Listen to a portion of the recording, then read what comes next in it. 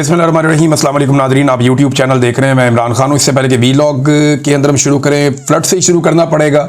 अलीमा खान साहिबा ने कुछ बातें की हैं, लेकिन पहले मैं ये बता दूँ, जिन लोगों ने नहीं सुना वो ये जान लें कि पाकिस्तान में जो सैलाब मुतासरीन हैं उन्हें हम सब की मदद की ज़रूरत है।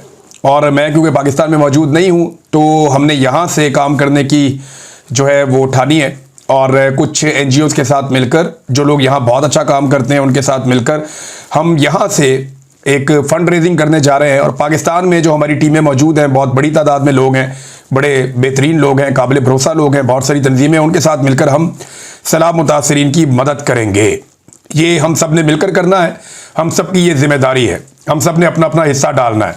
इसके लिए जो है सबसे पहले हम इकट्ठे हो रहे हैं मैनचेस्टर में, जो माए नवाब रेस्टोरेंट है पुराना वाला, वहाँ पे उसके अपर फ्लोर के ऊपर एक हॉल है। वहाँ पे हमारा पहला प्रोग्राम है जुमे वाले दिन शाम 7 बजे से लेकर 9 बजे तक।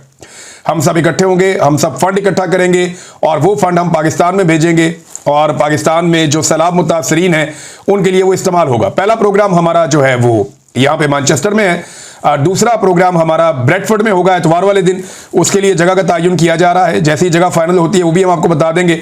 सोशल मीडिया पे, अपने ट्विटर पे मैंने इसको डाल दिया है, बहुत सारे लोग और भी इसको अभी पब्लिक कर देंगे। तो आप तमाम लोगों से गुजारिश है कि पाकिस्तानियों की मदद के लिए जो लोग यहाँ पे मैनचेस्टर में या इसके आसपास मौजूद हैं वो वहाँ पे आएँ माए नवाब होटल में, और सैलाब मुतासरीन की मदद के लिए अपना रोल प्ले करें।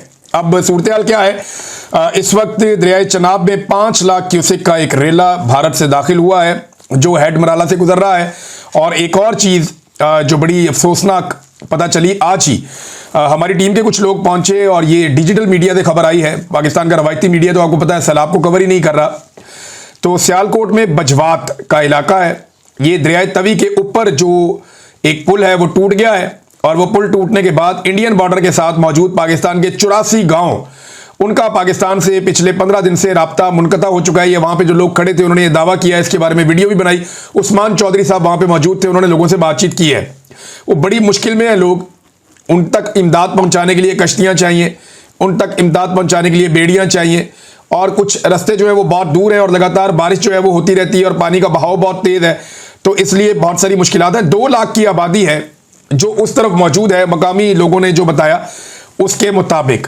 तो ये एक अफसोसनाक सूरत हाल है। मैं आपको चनाब और तवी का बता रहा था। दरिया झेलम में अभी फ्लो पाकिस्तान में पानी का बढ़ेगा, क्योंकि भारत की जानिब बहुत शदीद बारिशें जम्मू के इलाके में और अपर एरियाज में हो रही हैं।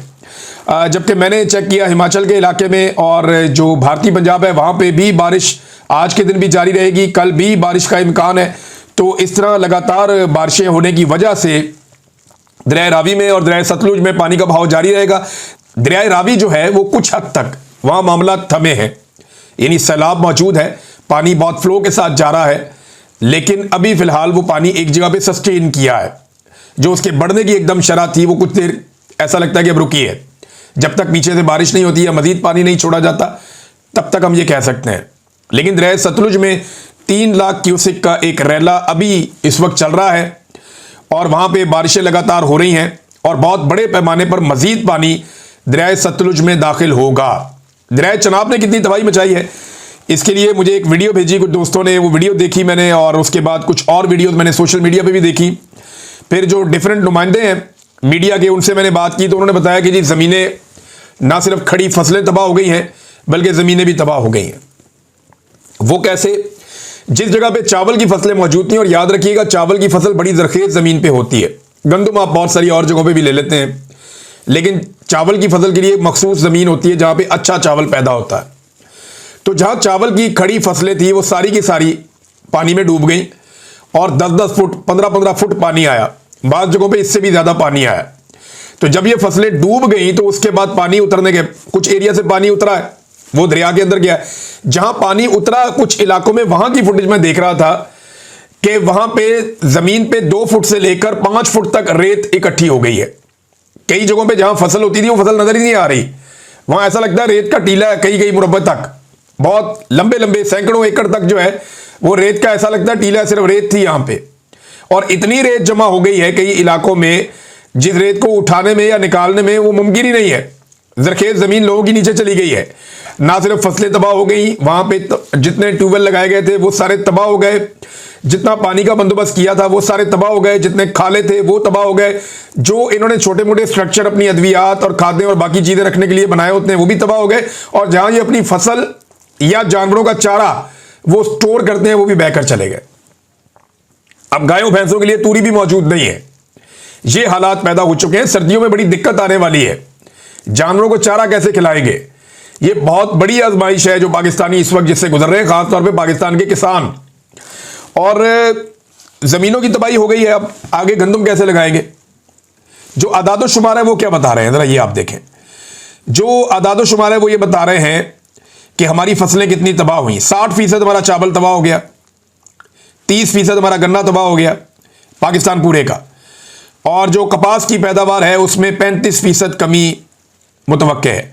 और ये सैलाबी रेलों से जो हज़ारों एकड़ खड़ी फसलें तबाह हुई हैं, एक बहुत बड़ा ज़रूरी बहरान आ रहा है, और इसका नुकसान जो है वो पाकिस्तान को होगा, पाकिस्तान की मईशत को होगा।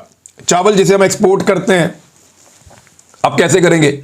हमारे पास तो अपनी ज़रूरत का नहीं है। अब बाकी चीज़ें जो हम एक्सपोर्ट करते हैं अपनी ज़रूरत की नहीं है। और चीनी की कीमत हमें लगता था कि एक नई जब आ जाएगी फसल गन्ने की, और नवंबर दिसंबर में जब मिलें खुलेंगी तो शायद चीनी की कीमत नीचे जाए, लेकिन अब वो भी नहीं जाएगी। आपका गन्ना जो है उसकी एक बड़ी मिकदार तबाह हो गई है, और अभी पूरे आदादो शुमार भी आपके पास नहीं है। तो ये तबाही, और किसान किस तरह गंदम लगाएगा, पहले ही किसान को बहुत बुरी तरह बर्बाद किया, ये वो बड़े सवाल आते हैं जिनके जवाब हमारे पास अभी नहीं है। और बदकिस्मती से पाकिस्तान में जो जाली हुकूमत बिठाई गई है उनके पास भी इनमें से किसी बात का जवाब नहीं है। मिसाल के तौर पे ये गंदम का और आटे का एक नया स्कैंडल आ गया, ये मैं आपके सामने अभी रखता हूं। देखें, गंदम के बाद पंजाब में 2 रोज में आटे और मैदे की कीमत में भी 3000 रुपए का इजाफा हो गया है।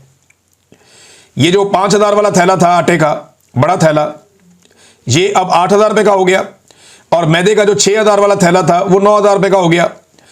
और ये बाकायदा जर्नलिस्ट इसको रिपोर्ट कर रहे हैं पाकिस्तान में से, और किसानों के ऊपर ये मुकदमे दर्ज करते थे, जी आपने महंगी गंदम बेच दी है, किसानों को जो है पर्चे हो रहे हैं, FIR हो रही है, परेशान किया जा रहा है, हिरासा किया जा रहा है।